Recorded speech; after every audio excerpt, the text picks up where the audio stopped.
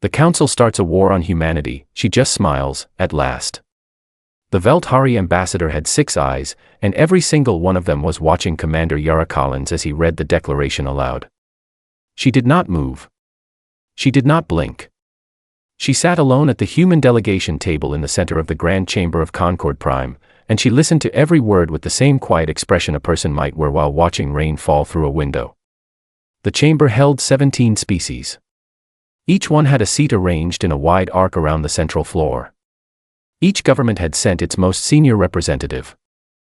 And not one of them had told Yara this session was happening until 4 hours ago, when a courier drone had delivered the notice to her quarters with no explanation and no apology. 4 hours.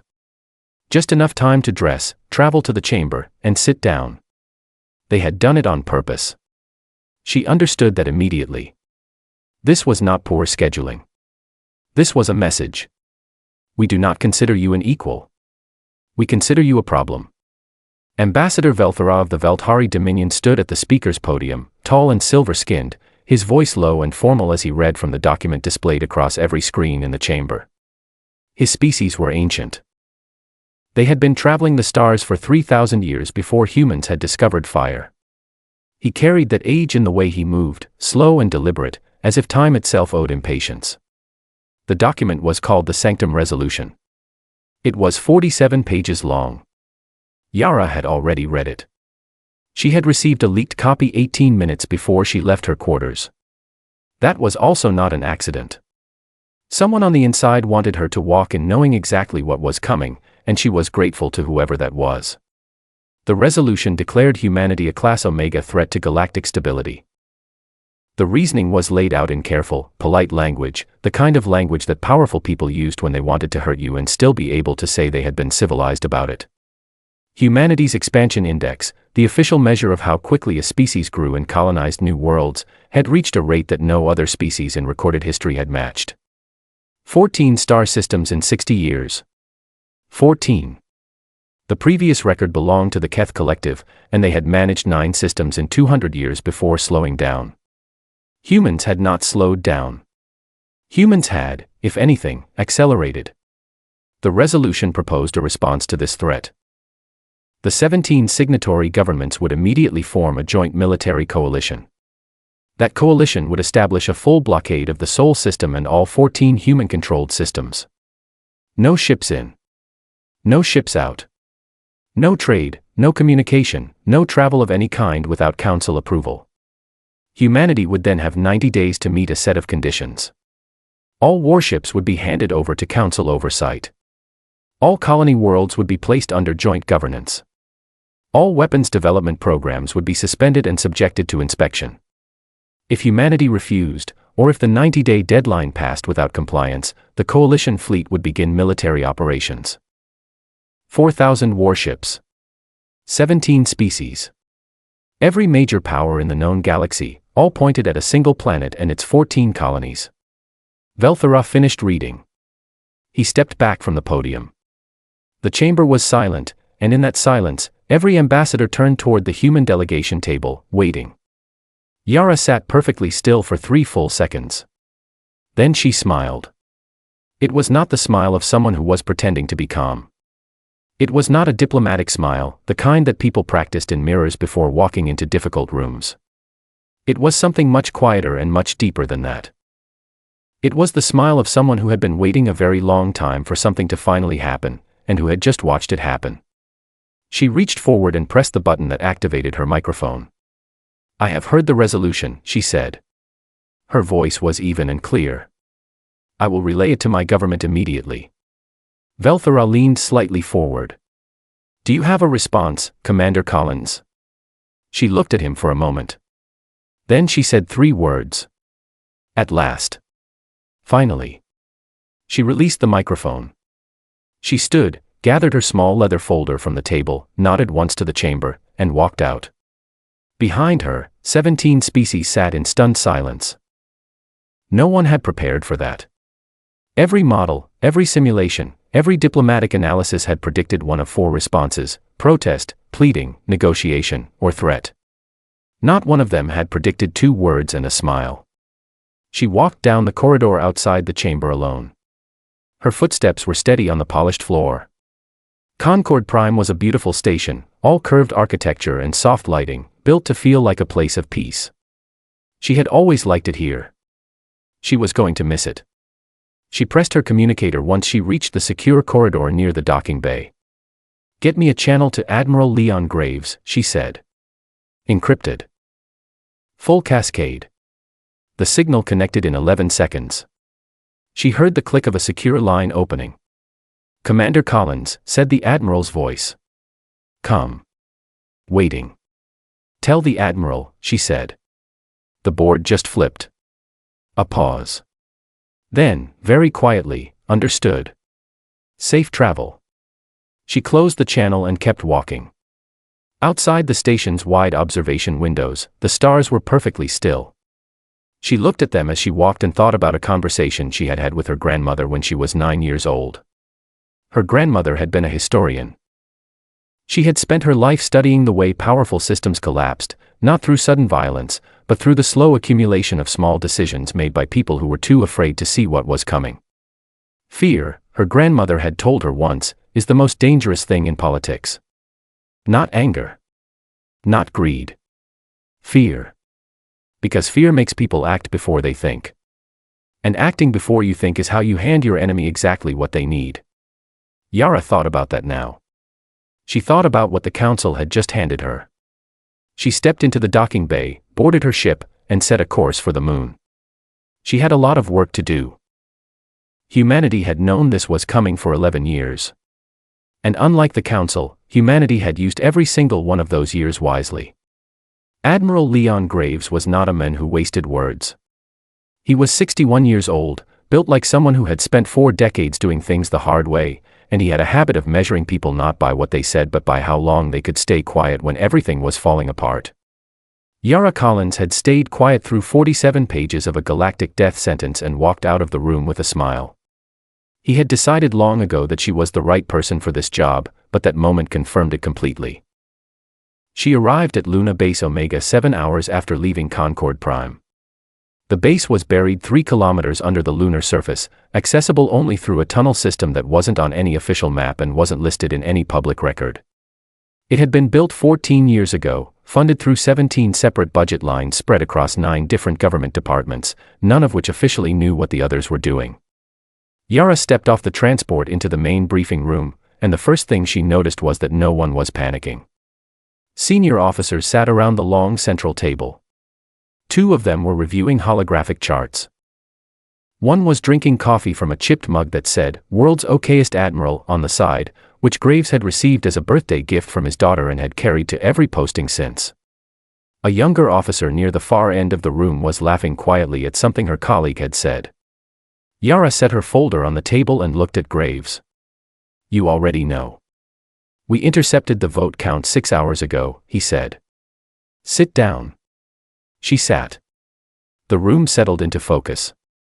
A large holographic star map expanded above the center of the table, showing the Sol system at its heart, with 14 colored markers extending outward representing humanity's colony worlds. Around that cluster, a wide ring of red markers indicated the positions of the Council Coalition fleet.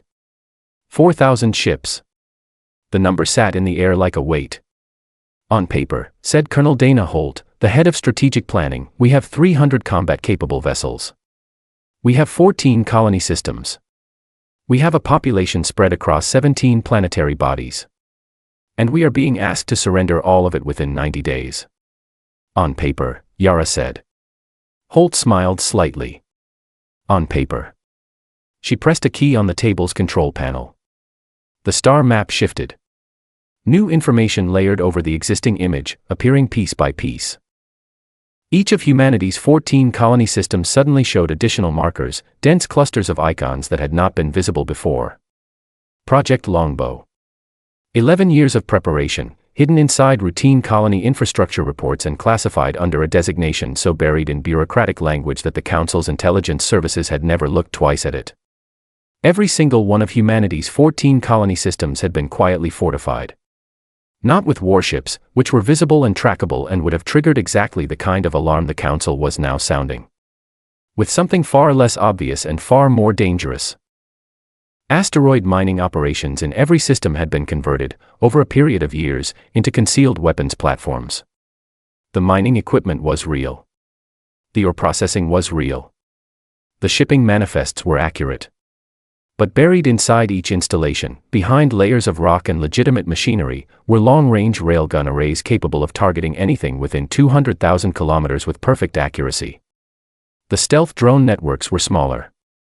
Each colony system had between 40 and 70 of them, dispersed through the asteroid belts and outer orbits, completely silent, running on low-power maintenance cycles, waiting. They were not armed with anything dramatic. They did not need to be. Each drone carried a payload of compressed metallic fragments that, when released at the right velocity near the right target, could disable a ship without destroying it. Clean.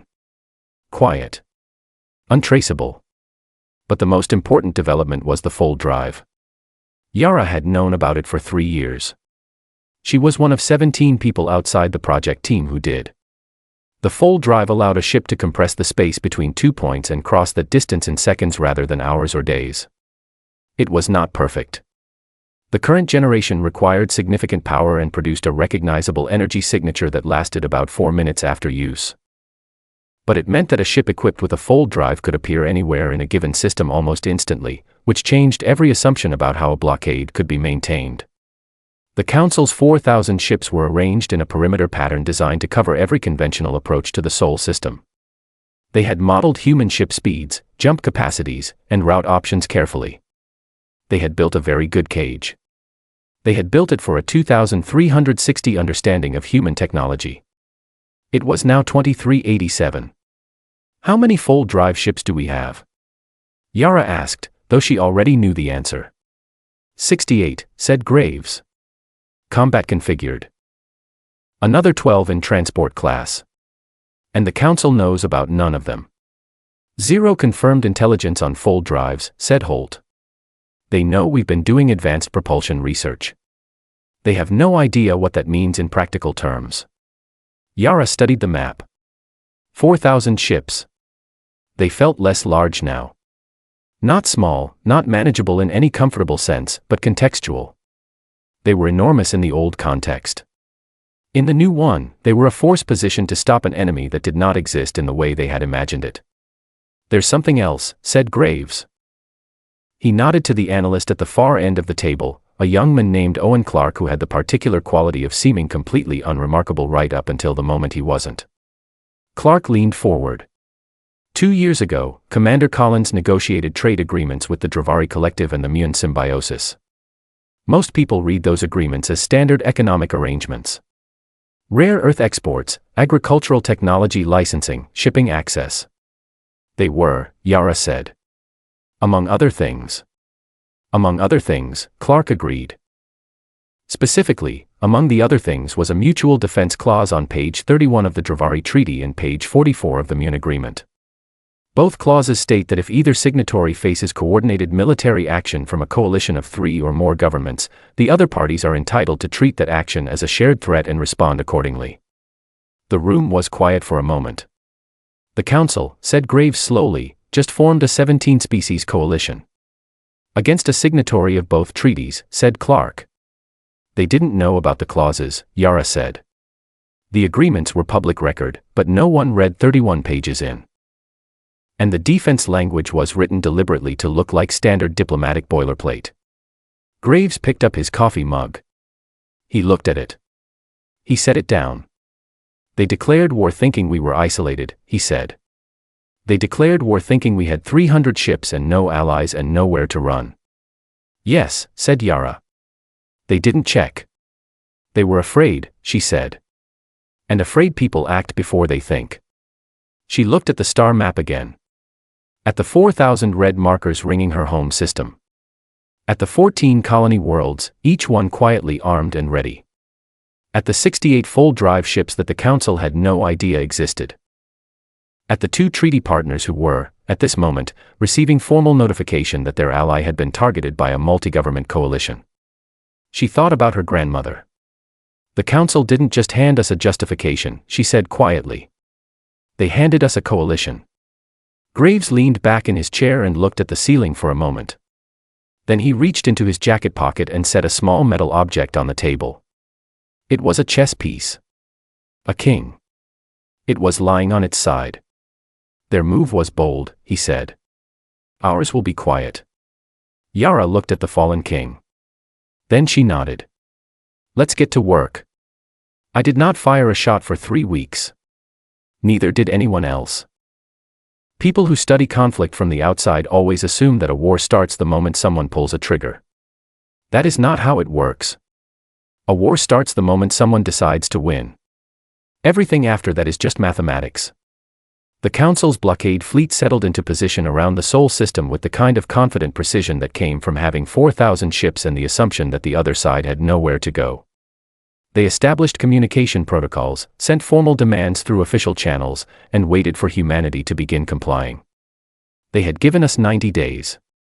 They expected us to spend the first few of them in shock. We spent them in motion. On day 1, every human merchant vessel in Council-aligned space received the same encrypted signal simultaneously. The message was 17 words long. Every ship stopped what it was doing, filed a mechanical fault report with whatever port authority it was nearest to, and began making its way out of Council territory. Within 48 hours, there was not a single human cargo ship operating in any Council-controlled system. The effect was not immediate. It took about a week before the supply chains began showing stress. The Council's agricultural imports from the Kepler colony worlds vanished. The rare Earth shipments that powered half the Velthari industrial complex stopped arriving. The specialized medical processing compounds that 3 Council species depended on for routine healthcare, compounds that human pharmaceutical facilities produced more efficiently than anyone else in the galaxy, simply stopped being available. It was not a blockade. Humanity had no legal authority to block Council shipping. We simply stopped participating. In the absence of human goods, the Council markets did what markets always did. Prices climbed. Competing suppliers appeared, but none of them had the capacity or the technology to fully replace what had been removed. Within 2 weeks, the Velthari Council was receiving internal reports about industrial slowdowns. The Dravari Collective, which was not part of the Council coalition, watched this process with great interest. I was not on Earth during any of this. I was traveling. My name had been removed from the official Council diplomatic registry the moment the Sanctum Resolution was signed. I was no longer a recognized representative of anything. Which meant that every meeting I took during those 3 weeks was technically unofficial, which suited me perfectly, because unofficial meetings are the ones that actually matter. I visited 7 worlds in 19 days. 4 of them were Council-adjacent species that had observer status but had not signed the resolution. 3 were fully independent systems with no formal galactic affiliation. I brought no military escort and no formal delegation. I brought Owen Clark and a woman named Priya Sutton, who was the best negotiator I had ever watched work and who had a remarkable ability to make every person she spoke with feel as though they had reached their conclusions entirely on their own. We offered 3 things to every government we visited. First, access to humanity's mutual prosperity network, a framework we had been quietly building for 4 years that offered favorable trade terms, technology sharing agreements, and infrastructure investment to any world that joined. Second, access to agricultural and medical technology at cost, with no political conditions attached. Third, a security umbrella, formal language in a treaty that said if anyone moved against you, they moved against us. 6 of the 7 governments signed within 10 days. The 7th asked for 2 more weeks to consult their parliament, which was a very polite way of saying yes. More significantly, 3 species that had signed the Council resolution began making very quiet inquiries through back channels about whether there was still time to reconsider their position. They did not withdraw officially. They did not announce anything publicly. But they stopped answering the Council's coordination messages as quickly as they had before. The coalition was softening, and no one had been injured. Back at Luna Base, Holt's team was running the second track of operations. It was slower and more careful than the economic work, and it required a kind of patience that not everyone was capable of, the patience of doing something significant and leaving no fingerprints at all.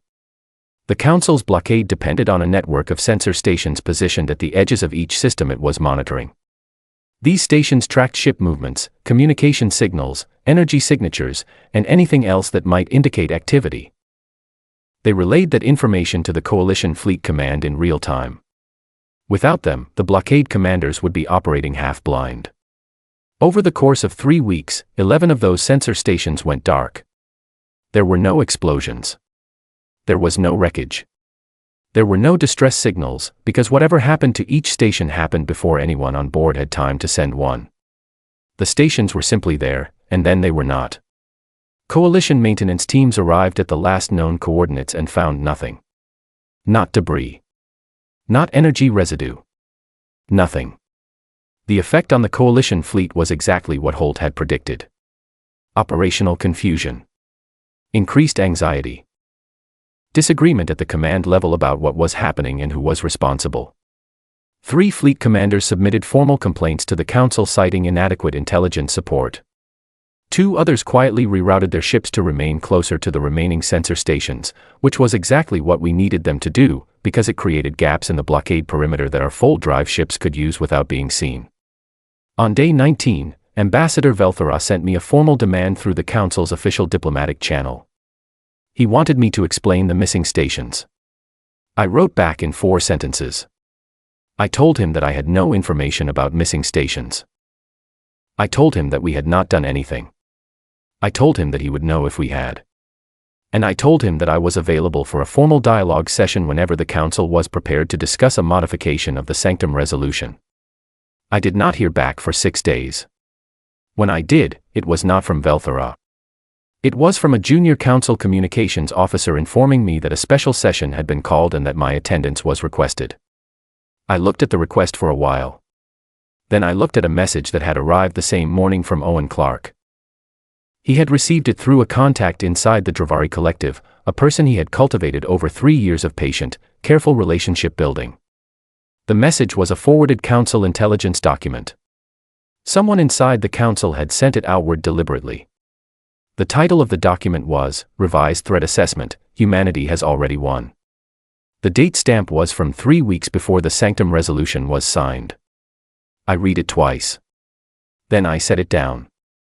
I thought about what it meant that this document existed. I thought about what it meant that the Council had declared war with this document already sitting in their files. I thought about the group of people who had looked at that assessment, read those words, and decided to act anyway. Someone inside the Council had known. And they had voted yes regardless. That changed everything. I should not have been able to reach Sanctum Galacta at all. The Council's capital world was the most protected location in the known galaxy.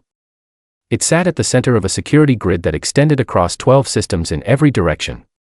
Every vessel approaching within 3 light-years was tracked, identified, and cleared through a verification process that could take anywhere from 48 hours to 2 weeks depending on who was asking and why.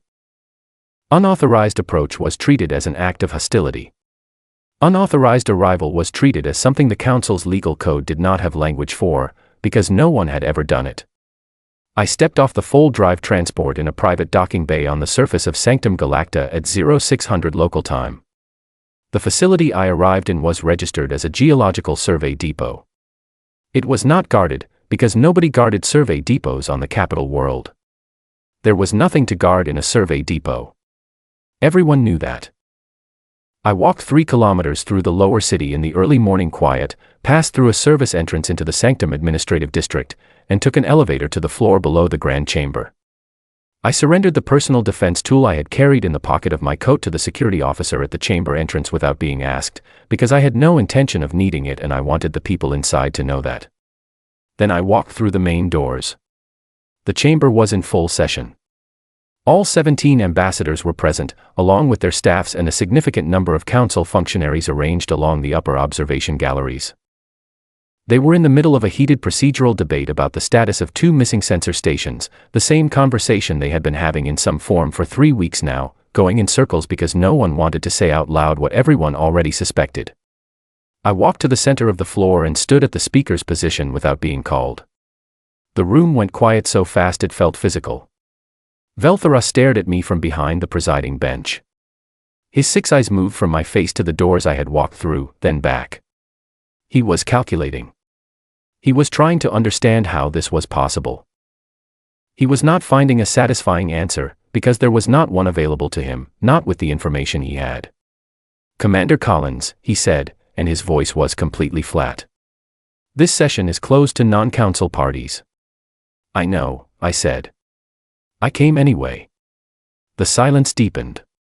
How? Said the Muron ambassador from the far side of the arc, and it came out less as a question and more as a statement of personal distress. I will explain how, gladly, I said, after we have discussed the reason I am here. I had prepared this moment for a long time. Not this specific moment, not this exact room on this exact day, but the shape of it. The moment when the calculation had to be spoken out loud, where the careful, hidden framework of what had really happened had to be brought into the open. I had thought about how to do it cleanly, how to do it without cruelty, because what I was about to say was going to hurt people in this room who deserved it and people who did not, and I had no way to separate those outcomes. I reached into my folder and placed a single printed document on the speaker's podium. I did not hold it up for drama. I just set it there. 7 weeks before the Sanctum Resolution was voted on, I said, the Council's Joint Intelligence Service completed an internal report. The title of that report was Revised Threat Assessment. Humanity has already won. Some of you have read it. Some of you wrote it. And some of you voted to declare war on my species the week after reading it. The room shifted. Not everyone. Not all at once. But I watched specific faces change, and I noted which ones, and I filed those observations carefully. The report concluded, I continued, that humanity's growth trajectory was not a military threat. We were not planning to conquer anyone. We were not building a fleet aimed at council worlds. We were expanding because that is what our species does, the same way your species did when you were where we are now, except that we are doing it faster and we are better at getting along with the people we meet along the way. I paused. Let that land. The actual concern in the report was not military. It was cultural and economic. The assessment projected that within 30 years, humanity would surpass the Council in terms of technological output, economic productivity, and diplomatic reach, not through force, but through momentum. We would not conquer you. We would simply become more relevant than you, and that transition would be uncomfortable for certain groups within the Council power structure. I looked at Velthara. He did not look away. The Sanctum Resolution was not a security measure, I said. It was a business decision. Specifically, it was a decision made by a group within this council, a group that has since been identified as Faction Verith, to eliminate a competitor before the competition became undeniable. The 47 pages of military justification were accurate in their data and dishonest in their framing. You did not declare war on a threat. You declared war on a future you did not want to share. The Keth ambassador was on her feet. You cannot come into this chamber and make accusations without. I am not making accusations, I said. I am reading conclusions from your own intelligence service's own report. If you have a complaint, it should be addressed to the person who wrote it. She sat back down. I let the room sit with itself for a moment. Outside, I knew, the second part of what I had set in motion was already happening. 68 full-drive ships had departed their hidden positions 6 hours ago. They had not moved toward the Council's blockade fleet. They had moved through it, emerging from their fold jumps in the space between the Coalition warships and the Coalition's home systems. Not attacking. Not threatening. Simply existing in a position that meant that 4,000 ships were now facing away from what they were supposed to be protecting and toward a force they had not known existed until 30 seconds ago. The blockade was not broken. It had been rendered irrelevant. The Council ships were still in position. They simply no longer controlled anything. Word arrived on schedule. I watched Velthara's communications officer lean forward and whisper something to him. I watched his expression shift in a way that had nothing to do with any emotion I could name. It was the expression of someone who had just understood the full shape of what they had stepped into. I had one more thing to say. I have a proposal, I said. It is not complicated. I want it resolved before I leave this room. I laid out 3 conditions. First, the Sanctum Resolution would be formally nullified, not suspended, not paused. Nullified.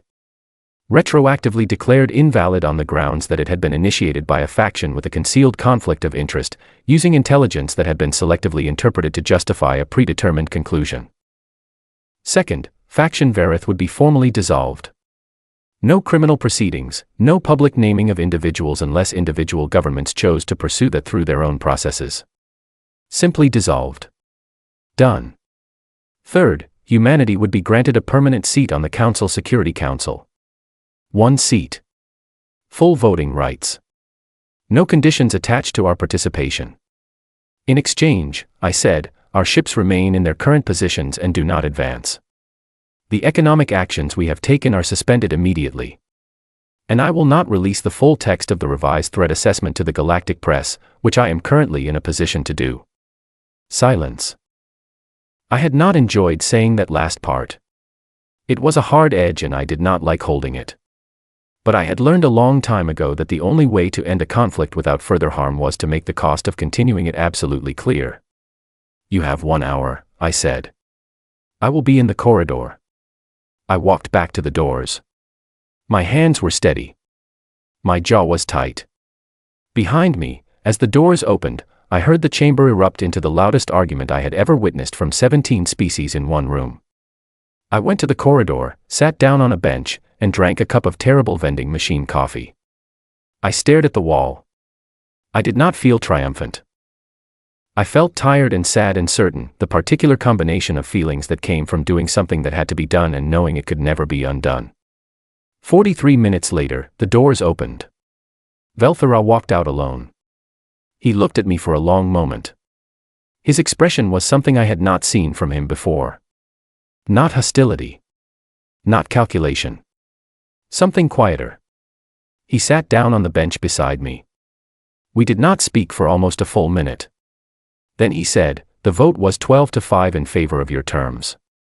I nodded. "The 5 who voted against," he said, "are the 5 who knew about the report before the resolution was drafted." I noted that.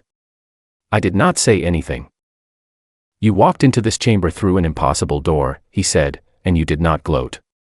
You gave us a way to end this that we could explain to our people without complete humiliation. You had more than you needed to simply destroy this institution, and you chose not to." "I didn't come here to destroy anything," I said. "I know," he said. "That is precisely what concerns me." I looked at him. "It concerns you that I came to negotiate?" He was quiet for a moment. "It concerns me that your species is as powerful as you are, and your instinct, when given total advantage, is still to offer terms. We are not accustomed to that. We do not have a good framework for understanding it." I thought about how to answer that honestly. "We have a long history of conflict," I said. "We know exactly what it costs. We know what it builds and what it destroys. We prefer building." He looked at me for another moment. Then he stood up. "The resolution will be formally nullified at the full session tomorrow morning," he said. "The Security Council vote on the new seat will follow within the week. Faction Veritha's dissolution will be processed through internal channels by each signatory government." He paused. "I will be submitting my own resignation from the presiding position. Not because it is required. Because it is correct." I stood as well. "Ambassador," I said. He looked back. "You read a declaration in that chamber a month ago," I said. "You did it the way you were instructed to, and you did it properly and formally. For what it's worth, I do not hold that against you." He held my gaze for a moment. Something passed across his face that I could not fully read. Then he turned and walked back into the chamber. I finished my coffee. I called Leon on the encrypted line and told him to stand the ships down to holding position. I called Owen and told him the document did not need to go anywhere.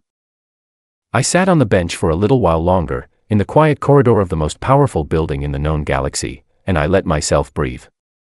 I filed my first proposal as permanent representative on a Tuesday morning, 7 weeks after the day I had walked out of the Grand Chamber and said 2 words into a microphone. The proposal was called the Concord Development Initiative. It was 63 pages long. It proposed that humanity would share its full drive technology with every willing member of the Galactic Council, under a jointly managed development framework, in exchange for open border agreements and shared colonization rights across Council-affiliated space. Any world that joined the framework would receive access not just to the technology but to the human engineers who had built it and the human pilots who had learned to fly it. We were not offering a gift. We were offering a partnership. By 1100 that same morning, 6 species had submitted co-sponsorship notices. By evening there were 9. 2 more arrived the following morning. Within a week, 13 of the 17 council species had signed on as co-sponsors, and the remaining 4 were in internal consultation processes that were moving quickly. I sat in my new office on Concord Prime, in a chair that was not quite the right size for a human body, reading the co-sponsorship notifications as they came in, and I thought about what the last 2 months had actually been. My name was Yara Collins. I was 44 years old. I had grown up in a mid-sized city in northern England, the granddaughter of a historian and the daughter of 2 engineers who had believed with quiet certainty that the future was worth building. I had joined Earth's diplomatic service at 23 because I was better at listening than most people were, and because I had learned early that the most important skill in any negotiation was the ability to understand what the other person was actually afraid of, beneath whatever they were saying out loud. I had spent 21 years in this work. I had negotiated 14 trade agreements, 6 border arrangements, 3 scientific cooperation frameworks, and 1 ceasefire between 2 species that had been in conflict for longer than my civilization had existed. I had traveled to 48 worlds. I had learned 8 languages and the diplomatic protocols of 31 cultures. I had sat through meetings that lasted 20 hours and meals that involved food I could not identify and required me to smile and eat it anyway. And then one day the most powerful governing body in the galaxy had looked at my species, looked at everything we were and everything we were becoming, and decided that the right response was fear. I understood it. I had always understood it. Humans were loud and fast and relentlessly forward-moving, and we had a quality that other species found genuinely unsettling, which was that we did not seem to have a natural limit. Every other species the Council had ever encountered reached a point of equilibrium eventually.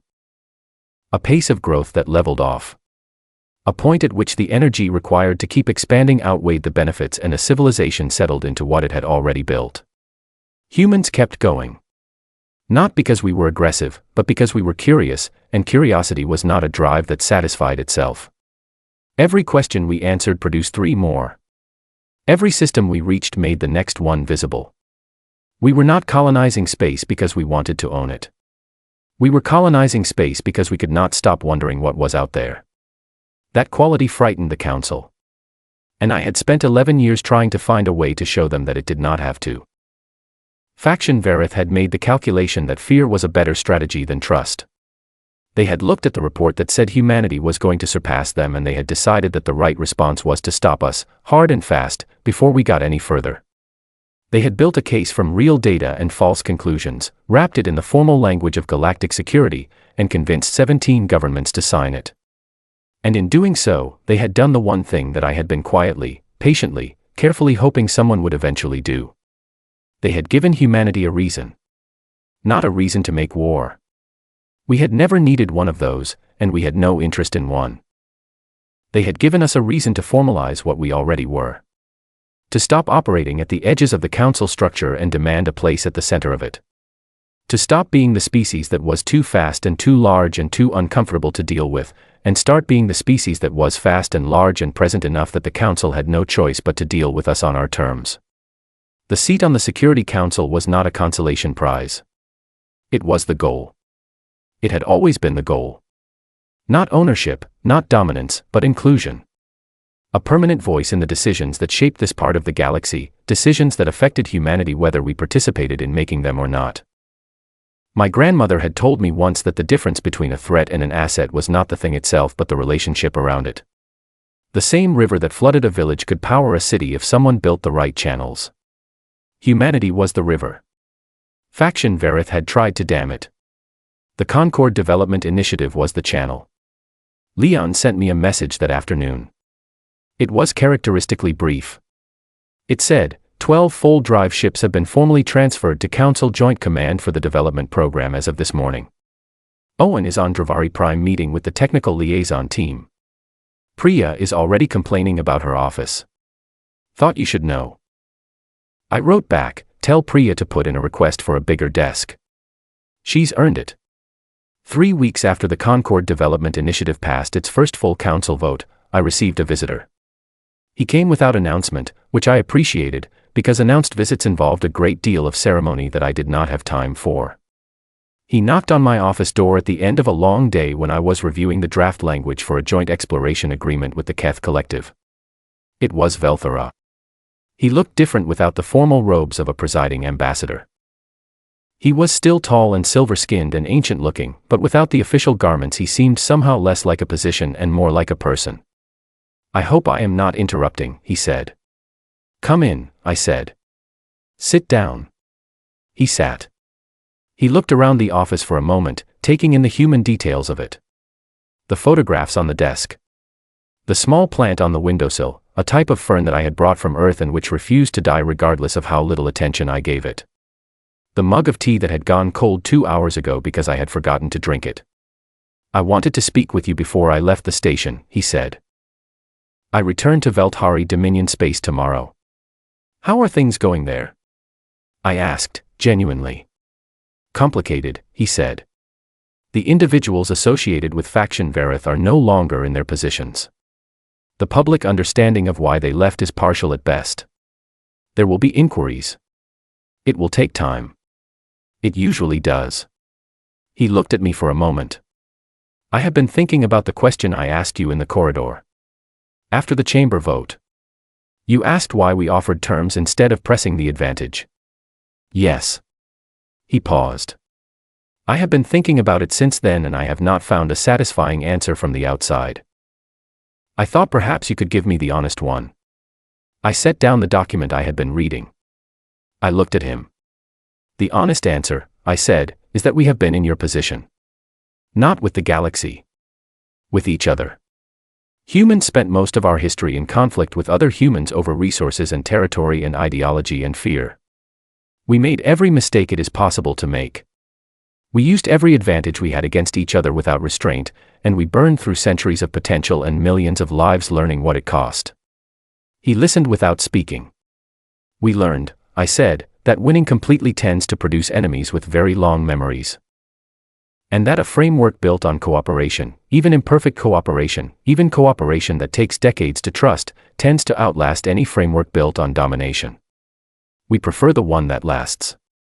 Velthara was quiet for a long time. "The report," he said finally. "The one that said you would surpass us. You knew about it." I suspected something like it existed.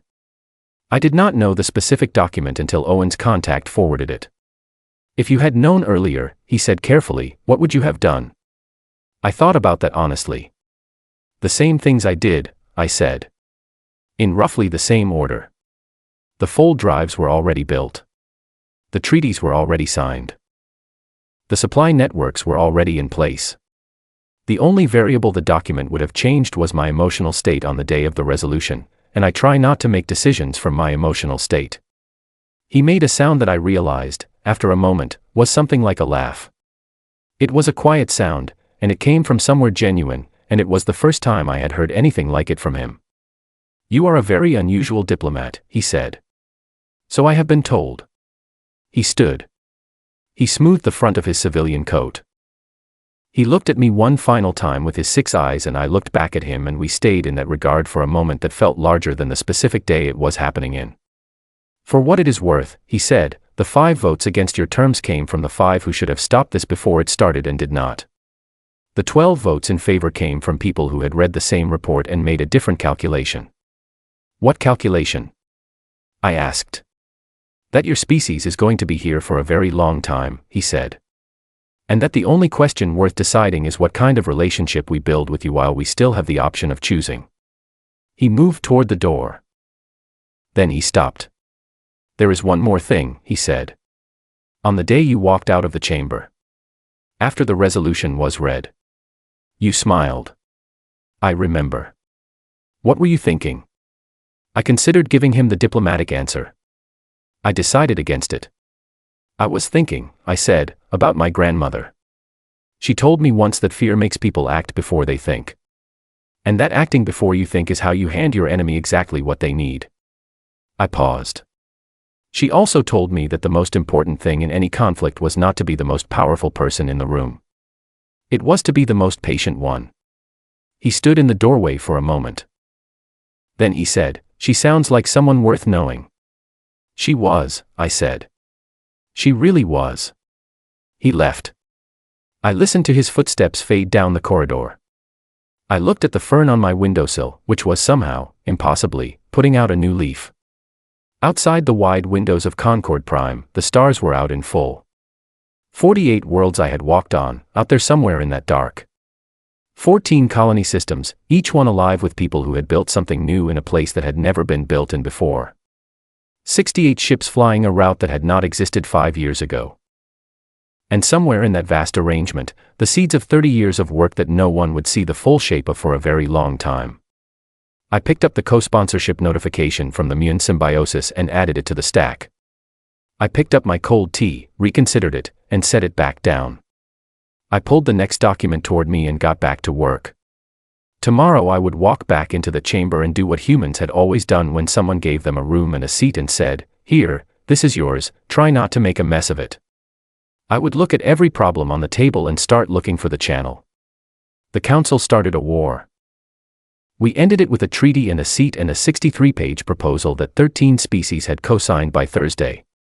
If that was not the most human thing that had ever happened in the known galaxy, I genuinely did not know what was.